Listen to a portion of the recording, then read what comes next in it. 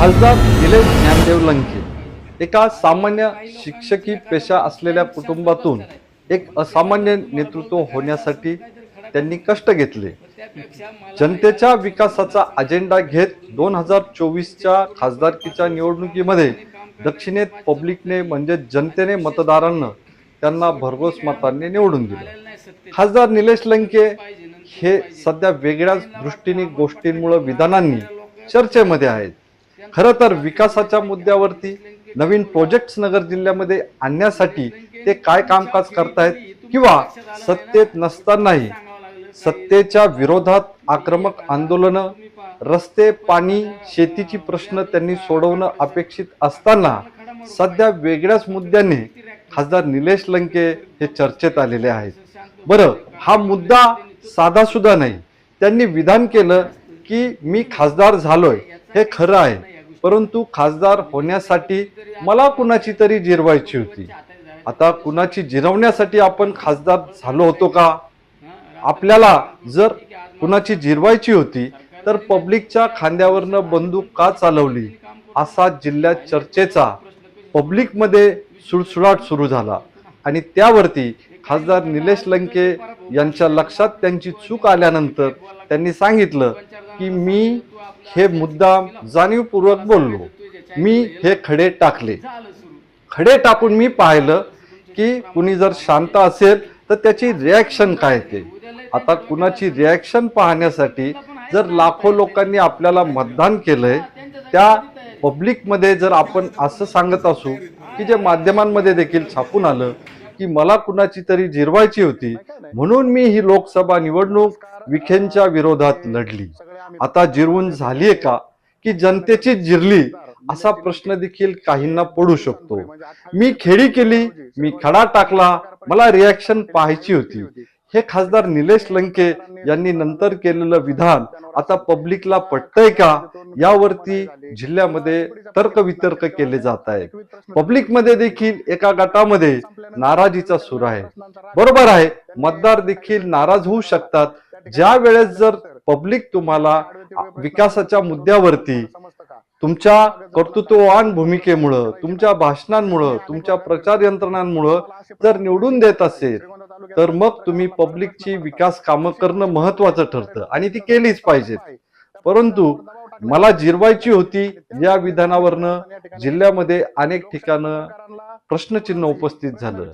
विशेषतः दक्षिणेतल्या तिकडच्या 6-7 तालुक्यांमध्ये पब्लिक विचारायला लागली की बाबा आता जिरवून झाली का किंवा कुणाची जिरवायची आहे. कारण अद्यापही नगर दक्षिणेमध्ये अवर्षणग्रस्त आणि दुष्काळग्रस्त तालुक्यांची संख्या जास्त आहे. पाण्याचा, शेतीचा, रोजगारीचा अनेक प्रकारचे प्रश्न त्या नगर दक्षिण मतदारसंघामध्ये प्रलंबित आहेत. आणि त्यातच भरीसभर म्हणून ऐन उन्हाळ्यात वरून सूर्य आग ओकत असताना खासदार निलेश लंके यांनी हे केलेलं विधान पब्लिकच्या काही पचनी पडलेलं दिसत नाही. त्याच्या रिॲक्शन्स वृत्तपत्रांमधून देखील आल्या. त्यानंतरची घटना काल परवाच खासदार निलेश लंके हे श्रीगोंद्यात दौऱ्यावरती होते. तिथे देखील त्यांनी पत्रकारांशी बोलताना काही मुद्दे मांडले. त्या मुद्द्यांना प्रतिप्रश्न विचारत असताना काही पत्रकारांना त्यांनी थेट सांगितलं की मला असले आडवे तिडवे प्रश्न विचारू नका. तुम्हाला फार ज्ञान आहे का आणि हे प्रश्न विचारून तुम्ही काय सिद्ध करणार आहात. याच मुद्द्यावरती श्रीगोंद्यातील पत्रकार बांधव हे आक्रमक झाले. त्यांनी खासदार निलेश लंके यांच्या विरोधात निवेदनं ओम प्रकाश बिर्ला की जे लोकसभेचे अध्यक्ष आहेत, त्याचबरोबर मुख्यमंत्री देवेंद्र फडणवीस, पोलीस स्टेशन, तहसील कचेरी आदी ठिकाणी पत्रकारांनी निवेदन देत खासदार निलेश लंके यांच्या या वागण्याचा, या बदनामीकारक, अवमानकारक बोलण्याचा निषेध केलेला आहे. आता यंदा म्हणजे याच पत्रकारांनी इलेक्शन काळामध्ये खासदार निलेश लंके यांना कधी मदतही केली असेल, परंतु त्याच पत्रकारांवरती खासदार निलेश लंके इतके चिडले नेमके का की त्यांना पुन्हा पत्रकारांमध्ये खडा टाकून पाहायचा होता. आपल्यातील समर्थक कोण आहेत आणि आपल्यातील विरोधक कोण आहेत हे त्यांना पाहायचं होतं का. परंतु खासदार निलेश लंके यांना असे खडे टाकण्याची गरज सध्या का पडत आहे, हा देखील महत्वाचा प्रश्न या ठिकाणी उपस्थित होत आहे. पत्रकार हा लोकशाहीचा चौथा स्तंभ मानला जातो. जे प्रश्न जनतेला विचारता येत नाही ते प्रश्न पत्रकारांच्या माध्यमातून हे विचारले जातात. आणि या मुद्द्यावरती खासदार निलेश लंके हे अतिशय चाणाक्ष आहेत, हुशार आहेत. ते या पत्रकारांच्या प्रश्नांवरती वेगळ्या पद्धतीने उत्तर देऊ शकले असते, पत्रकारांशी चर्चा संवाद करू शकले असते. परंतु तसं करण्याऐवजी त्यांनी थेट असा आरोप केल्यामुळं, पत्रकारांना अपमानकारक भाषा वापरल्यामुळं श्रीगोंद्यातील पत्रकार हे चिडणे स्वाभाविकच होतं. कारण त्यातील काही पत्रकार हे लंकेंच्या बाजूनी कधी विरोधात, हे पत्रकारितेचं धोरणच असतं की ज्या वेळेस जशी परिस्थिती येईल त्या पद्धतीने बातम्या देणे. पत्रकारिता हा धर्म आहे. ठीक आहे, या पत्रकारिता क्षेत्रामध्ये देखील काही अपप्रवृत्ती असू शकतात, काही बोगस पत्रकार असू शकतात. पत्रकारितेची झूल पांघरून ठराविक मुद्द्यांवरती बाजू विरोध घेणारे पत्रकार देखील आपल्या जिल्ह्यात आहे. त्याबद्दल आमचं देखील अजिबात दुमत नाही. परंतु पत्रकारांशी कम्युनिकेशन, संवाद साधणं हे खासदार निलेश लंके यांच्यासाठी काहीच अवघड नव्हतं. आता खासदार निलेश लंके हे त्यांची माफी मागणार का, दिलगिरी व्यक्त करणार का?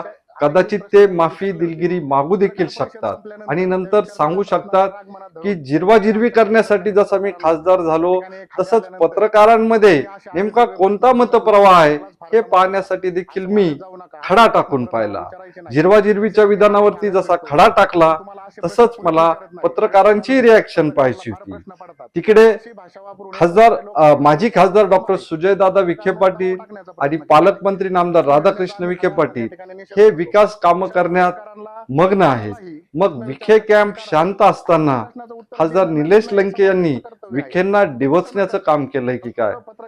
खासदार निलेश लंके यांच्या माध्यमातून नगर दक्षिणेमध्ये कोणते मोठे प्रोजेक्ट आले किंवा कोणत्या प्रोजेक्ट्स वरती लंके साहेब काम करत आहेत हे देखील सध्या कळायला मार्ग नाही.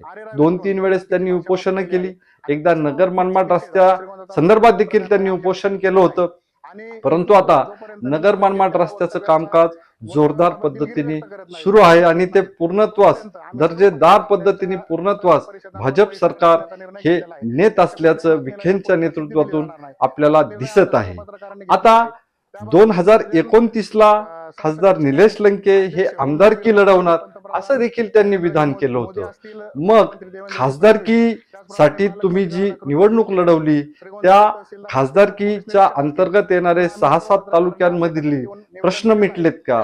तिथं सध्या नेमकी काय परिस्थिती आहे याचं देखील भान सर्वच राजकारण्यांनी ठेवणं महत्वाचं आहे. आणि पारनेरची आमदारकी सध्या शिक्षक असलेले आमदार काशीनाथ दाते सर यांच्याकडे आहे. आता आमदारकी जर लढवायची असेल तर मग फक्त पारनेरकडे लक्ष द्यावं लागेल. परंतु खासदार निलेश लंके यांचा लोकसभा मतदारसंघ हा मोठा आहे. आता या संपूर्ण विधानांचं खासदार निलेश लंके यांच्या या विधानांमुळं जिल्हा ढवळून निघालेला आहे. हे वळण कोणत्या ठिकाणी थांबणार? माफी दिलगिरी होणार का? श्रीगोंद्यातील पत्रकार नेमकी काय भूमिका घेणार? पब्लिक मधून देखील 2024 ते 29 ची खासदार निलेश लंके यांची कारकीर्द, विकासांबाबत त्यांनी संसदेत मांडलेले मुद्दे, केलेली विकास कामं याचा देखील लेखाजोखा, प्रगती पुस्तक, मार्कशीट, रिझल्ट हा जनता नक्कीच तपासून पाहिल. कारण खासदार निलेश लंकेच अनेकदा सांगत असतात, सत्तेचा अमरपट्टा कुणी गळ्यात बांधून आलेला नाही, किंवा मला रिॲक्शन पाहायची होती, मी खडे टाकून पाहिले. यामुळं शिर्डीमध्ये काही वर्षांपूर्वी एक खडेवाले बाबा होते, त्यांची आठवण झाली. आता खासदार निलेश लंके यांना जनतेने इतकी मोठी संधी दिलेली आहे. दिल्ली दरबारी ते प्रश्न मांडू शकतात, अधिकाऱ्यांच्या बैठका ते लावू शकतात, यातून ते प्रश्न समजून घेऊन जनतेचे प्रश्न मांडू शकतात. वेळ प्रसंगी विखे पाटलांशी सुद्धा ते संपर्क करून पालकमंत्री या नात्याने त्यांच्या मतदारसंघातील जे प्रश्न राज्य किंवा इतर पालकमंत्र्याच्या अंतर्गत येतात ते प्रश्न सुद्धा ते सोडून घेऊ शकतात. पण हे सगळं करण्याऐवजी खासदार निलेश लंके सध्या या वादग्रस्त विधानांमुळं चर्चेत आहेत. त्यांना नेमकं काय करायचं आहे, खासदार लंके यांना नेमकं काय म्हणायचं आहे हे सध्या कळायला मार्ग नाही. गॉडफादर मीडियाच्या माध्यमातून देखील खासदार निलेश लंके यांच्या अनेक बातम्या आम्ही प्रसारित केलेल्या आहेत. खासदार निलेश लंके असं का वागत आहेत याबद्दल त्यांनी विकास कामांवरती लक्ष द्यायचंय की विखे की जे सध्या शांत आहेत त्यांना खडे मारून पाहायचंय, त्यांची रिॲक्शन चेक करायची आहे म्हणून खडे मारायचे, हे करण्याऐवजी मतदारसंघात रेंगाळलेले प्रश्न त्यांनी सोडवण्यासाठी दिल्ली दरबारी त्यांचं वजन वापरलं पाहिजे की जे वजन जनतेने त्यांना मिळवून दिलेलं आहे, जनतेने त्यांना संधी दिलेली आहे. हे कामकाज करीत असताना अनेक पत्रकारांनी देखील त्यांच्या पॉझिटिव्ह बातम्या लावलेल्या आहेत. चुकलेलं असेल त्या ठिकाणी त्या बातम्या देखील पत्रकारांनी लावलेल्या आहेत. या संपूर्ण घटनाक्रमाबद्दल खासदार निलेश लंके यांच्या भूमिकेबद्दल नेमकं तुम्हाला काय वाटतंय ते कमेंट बॉक्समध्ये अवश्य लिहायला विसरू नका. आणि गॉडफादर मीडिया हे चॅनल तुम्ही सबस्क्राईब केलं नसेल तर ते सबस्क्राईब, लाईक, शेअर करायला विसरू नका. 1 मे महाराष्ट्र दिन आणि कामगार दिनाच्या आमच्या लाखो प्रेक्षकांना मनस्वी शुभेच्छा.